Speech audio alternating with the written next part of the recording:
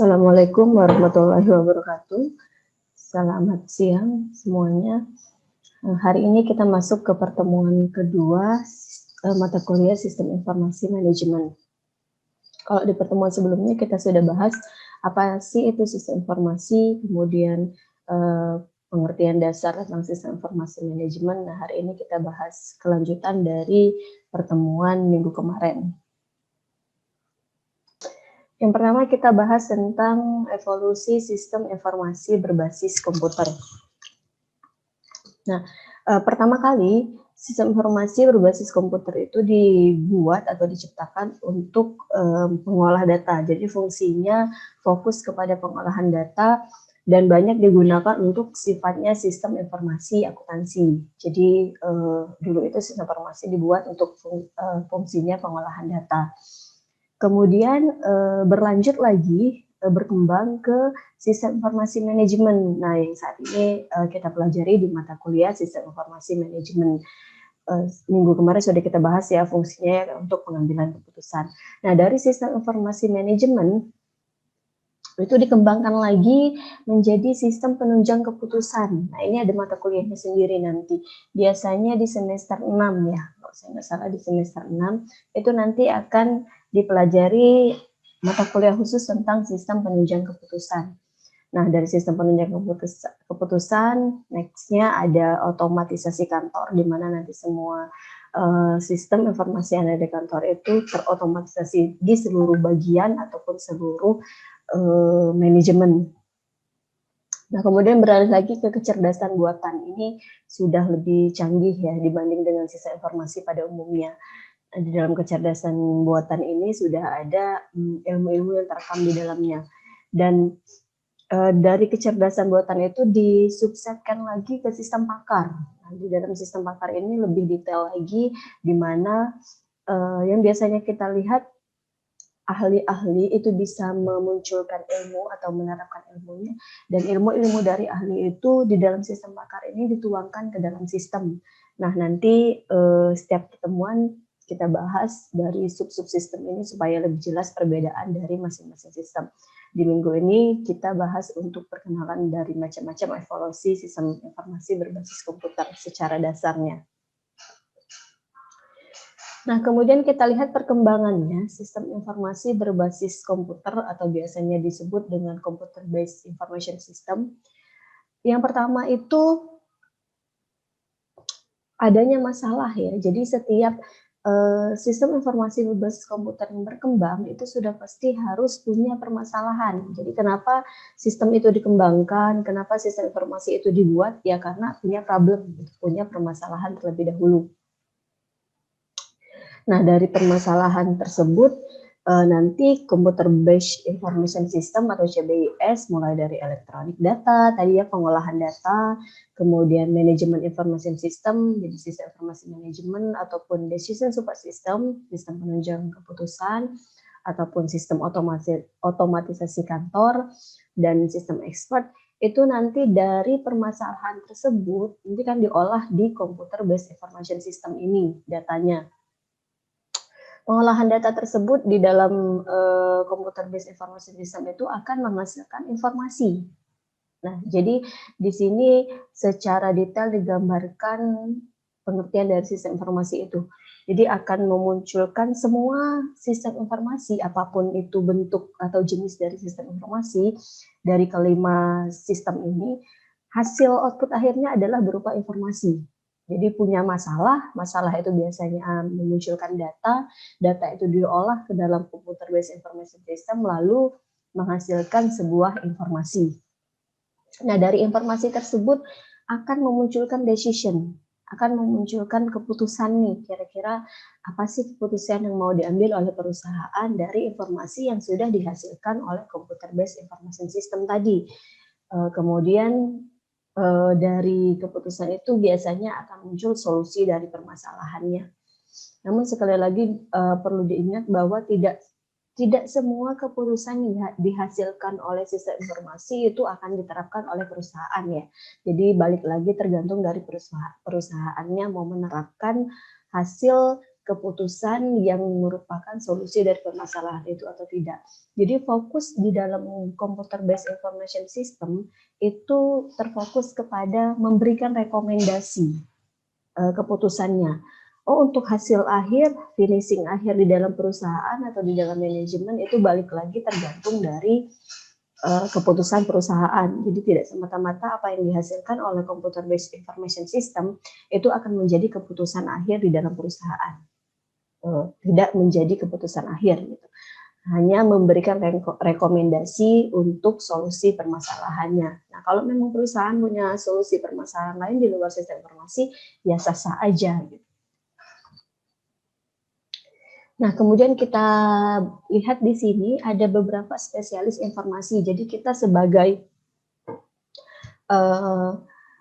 mahasiswa yang kuliah di program studi sistem informasi minimal harus mengetahui ya, informasi itu punya spesialis. Jadi tidak hanya dokter ya, tidak hanya dokter yang punya spesialis, informasi juga punya spesialis.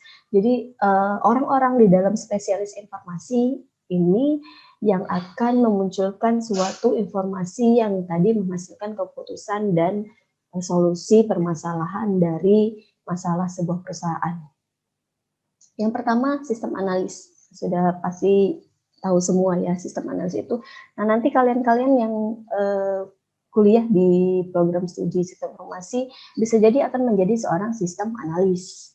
Karena ya kita fokusnya untuk menjadi seorang sistem analis. Jadi sistem analis ini dia yang fokusnya menganalisa sistem agar menjadi sebuah sistem informasi yang perkembangannya bagus gitu. Jadi bisa dibilang walaupun manajer di dalam suatu proyek sistem informasi itu tinggi, cuma sistem analis ini menjadi salah satu poin penting, menjadi salah satu peran penting ya, karena jika tidak ada sistem analis, siapa yang akan menganalisis sistem?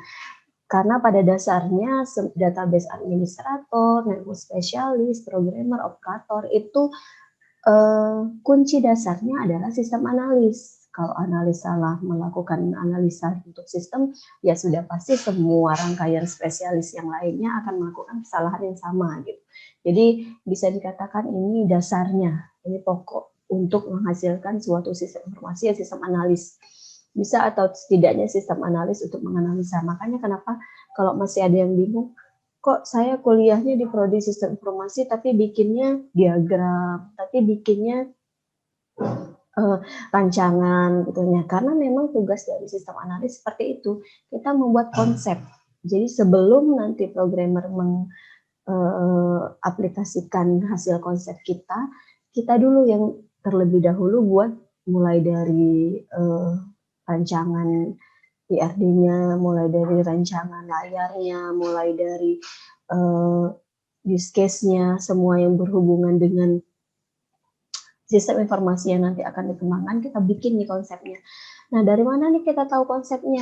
Nah, kita sebagai sistem analis, makanya sistem analis ini berperan di dalam dan di luar suatu proyek sistem informasi. Karena mau tidak mau ketika seseorang menjadi sistem analis, dia harus berhubungan dengan orang di luar proyek. Jadi kayak misalnya kita kalian pasti sudah sering ya, udah semester 5 diminta dosen untuk melakukan studi lapangan, mulai dari wawancara, mulai dari survei. Nah, itu semua tahap-tahap yang dilakukan oleh seorang sistem analis untuk mendapatkan data yang nantinya akan diolah, dibuatkan suatu konsep untuk menjadi suatu sistem informasi yang diinginkan oleh perusahaan atau orang yang menginginkan suatu sistem informasi.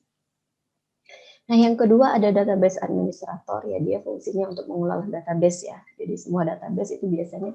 Jadi kalau misalnya di dalam perusahaan itu dia semua bagian atau spesialis itu punya job desk-nya masing-masing gitu.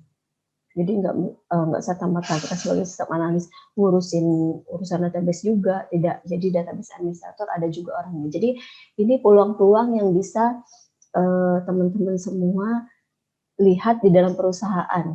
Oh, saya mau jadi sistem analis, saya mau jadi database administrator gitu. Atau yang ketiga mau jadi network spesialis. Di dalam sistem informasi juga kita belajar ya network spesialis atau bagaimana menjadi seorang spesialis di bidang jaringan. Nah, tadi tergantung minat teman-teman maunya ke arah mana gitu. Karena biasanya untuk perusahaan-perusahaan besar, kelima spesialis ini pasti punya bidangnya masing-masing. Jadi pasti punya lowongan pekerjaannya seperti itu.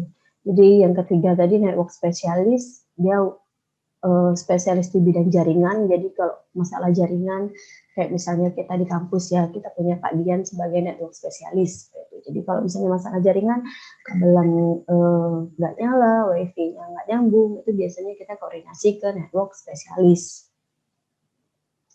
Nah, kemudian ada programmer. Nah, programmer ini ya dia fokusnya konsep yang sudah dibuat oleh sistem analis itu akan dibuat oleh programmer untuk menjadi suatu sistem informasi. Jadi setelah sistem analis selesai melakukan pekerjaannya, nah programmer mulai tuh membuat melakukan codingan untuk program yang nanti akan dibuat menjadi sebuah sistem informasi.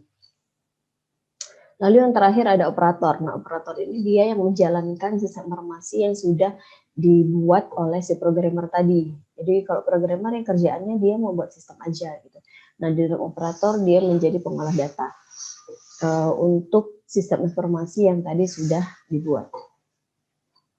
Nah, itu ya spesialis dari informasi. Jadi sama halnya di bidang kedokteran, di bidang informatika juga kita punya spesialisnya. Jadi makanya tidak semata-mata oh kamu Eskom ya, berarti menguasai semuanya ya. Kita mulai sekarang coba deh apa ya, dikerucutkan gitu. Kalian itu maunya spesialis di bidang mana sih? Gitu. Apakah mau menjadi sistem analis, apakah mau menjadi network spesialis, apakah mau jadi programmer atau menjadi operator. Karena sama seperti kedokteran ya, tidak semua dokter itu dia mengetahui semua ilmu kedokteran. Punya spesialisnya, dokter anak dia tahu tentang anak gitu. Dokter kandungan dia nggak mungkin tahu tentang jantung gitu. Dia tahunya tentang kandungan. Nah sama. Jadi kita walaupun basic kita di bidang komputer, kita pasti punya spesialisnya. Nggak mungkin menguasai semua bidang. Ya bagus sih kalau bisa menguasai, tapi mulai sekarang coba deh teman-teman lihat lagi kira-kira saya spesialisnya di bidang apa ya, sesuai dengan minat dan juga ilmu yang sudah bisa diterapkan nantinya. Nah, kita lihat di sini pergerakannya ya. Jadi dari sistem analis berhubungan dengan database administrator, berhubungan dengan network spesialisnya juga, kemudian dari sistem analis nanti akan berhubungan dengan programmer, programmer akan berhubungan dengan operator, yang pasti operator itu dia berhubungan dengan komputer ya, operator yang mengolah data di dalam komputer, bisa dikatakan seperti admin gitu. Lalu komputer akan berhubungan dengan user dan nanti user juga akan berhubungan dengan database administrator, misalnya kok data saya salah misalnya, atau ada perubahan data. Biasanya kita berhubungan dengan database administrator. User juga berhubungan dengan network kayak tadi misalnya dosen sebagai user, oh jaringannya kok nggak nyambung ya di ruangan saya mati. Nah, kita berhubungan dengan network spesialis juga. Jadi semuanya di dalam spesialis informasi ini saling berkesinambungan ya. Awalnya memang dari sistem analis, nanti diakhiri ke user. Dimana hubungannya biasanya melalui komputer dan operator. Oke, kita lanjut ya. Nah, di sini kita lihat ada konsep sistem informasi organisasional. Jadi biasanya di dalam sistem informasi perusahaan itu kita punya konsep di mana data yang pastinya nanti akan menghasilkan suatu informasi itu biasanya data itu didapatkan dari faktor lingkungan ya, dari faktor lingkungan di dalam organisasional atau di dalam suatu perusahaan itu nanti data itu terekam di dalam database. Nah, terekam di dalam database, semuanya dimasukkan ke dalam database. Nah, kalau sistem informasi ini yang namanya sudah berhubungan dengan sistem informasi pasti punya model matematika ya, karena semuanya membutuhkan rumus gitu untuk menghasilkan suatu sistem informasi. Nah, kemudian selain model matematika, dari database juga membutuhkan software. Software ini dalam artian sistem informasi tadi. Jadi dari modelnya, rumusnya, kemudian database membuat software, lalu akan ada muncul suatu problem solution atau solusi pemecahan masalah dari organisasi. Nah, itu dari konsep dari sistem informasi yang ada di dalam perusahaan. Jadi dia fokusnya untuk membuat sebuah solusi pemecahan masalah organisasi itu. Makanya kenapa sistem informasi manajemen itu diciptakan gitu, atau dibuat. Nah, secara teori kita lihat ya, kalau data itu mungkin kalian di semester 1 atau semester 3 pasti sudah dikenalkan dengan apa itu data dan apa itu informasi. Cuma di sini kita flashback lagi, kalau ditanya mungkin sebagian yang ingat gitu ya. Jadi deskripsi tentang benda, kejadian, aktivitas, dan transaksi yang tidak mempunyai makna atau tidak berpengaruh secara langsung kepada pemakai. Jadi semua, baik itu benda, baik itu kejadian, baik itu transaksi, bisa dibuat menjadi data.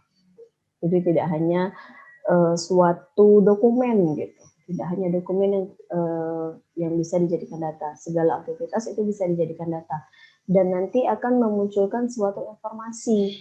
Secara teori pengertiannya, data yang diolah menjadi bentuk yang memiliki arti bagi si penerima. Jadi bermanfaat nih untuk pengambilan keputusan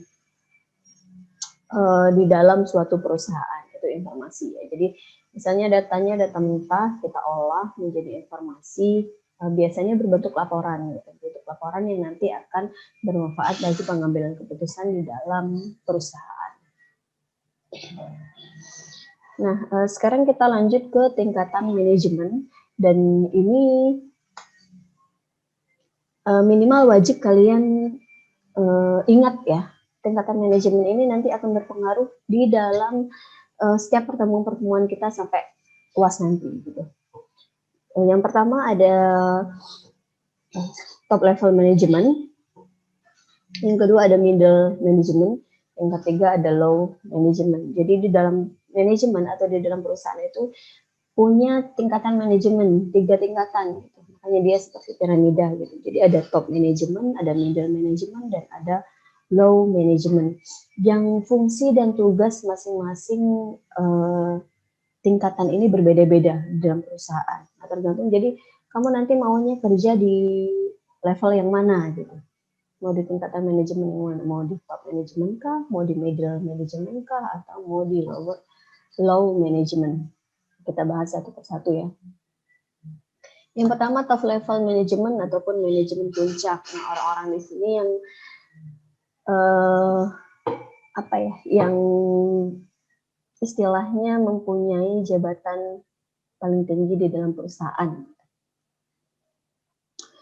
Tugasnya yang pertama, menyusun dan menetapkan rencana perusahaan. Jadi semua ide-ide di dalam perusahaan itu disusun dan dikelola oleh manajemen puncak ini. Jadi orang-orang yang kayak direktur gitu ya, yang memang jabatannya tinggi di dalam suatu perusahaan.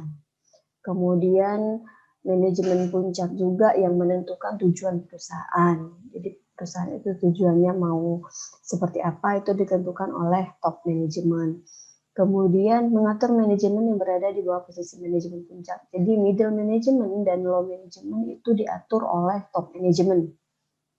Jadi mereka yang mengelola semua tingkatan manajemen yang ada di bawahnya.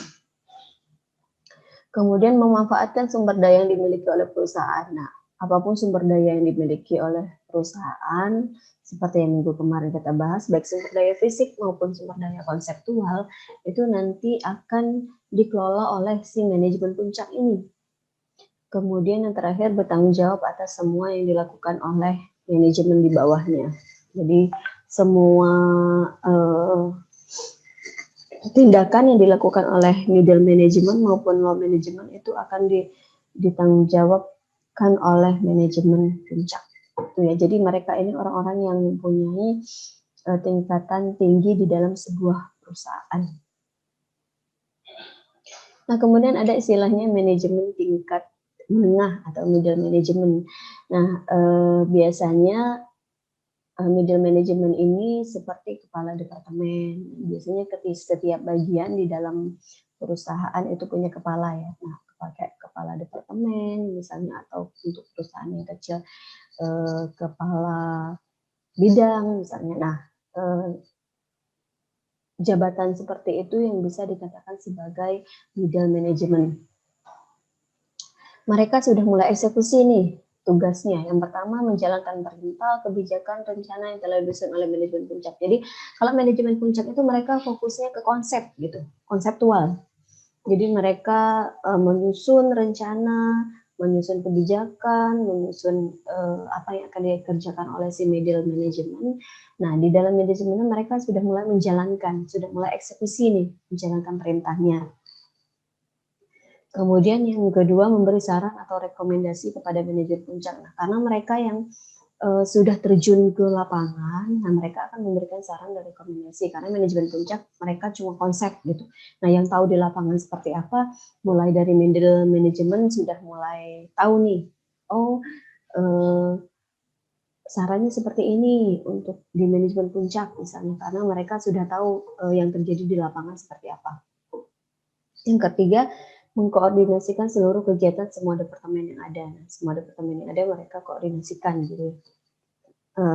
Saling berkoordinasi untuk seluruh kegiatan semua departemen. Misalnya tadi kayak kita misalnya di BAK, misalnya di keuangan, itu mereka mengkoordinasikan semua departemen. Kemudian berkomunikasi dengan manajemen puncak dan manajemen tingkat yang lebih rendah. Jadi middle management ini bisa dikatakan sebagai penghubung antara top management dan low management gitu.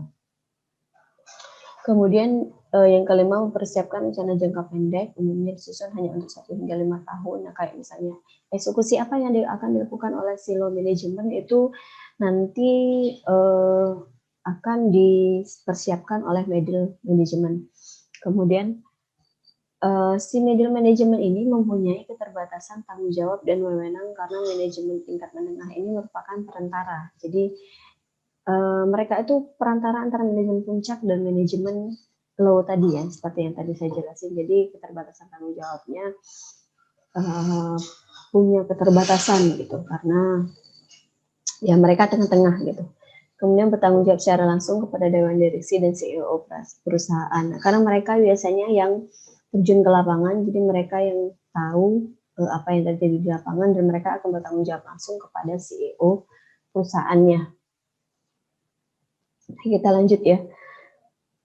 Nah, ini manajemen lini pertama atau bisa dikatakan low management kayak tadi supervisor misalnya, kepala bagian gitu ya. Kalau yang middle management tadi misalnya dekan gitu. Kalau misalnya di dalam kampus gitu. Nah, untuk yang manajemen lini pertama atau low manajemen itu kayak supervisor misalnya. Kepala bagian itu manajemen low management gitu. Jadi mereka yang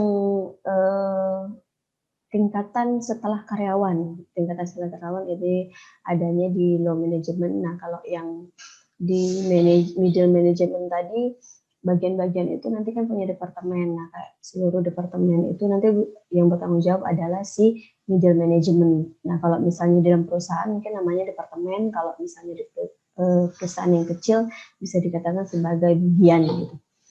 Nah, tugas si kepala bagian ini mengarahkan dan mengendalikan karyawan atau pekerja. Jadi mereka yang mengendalikan karyawan, yang mengarahkan si A kerjanya ini, si B kerjanya ini.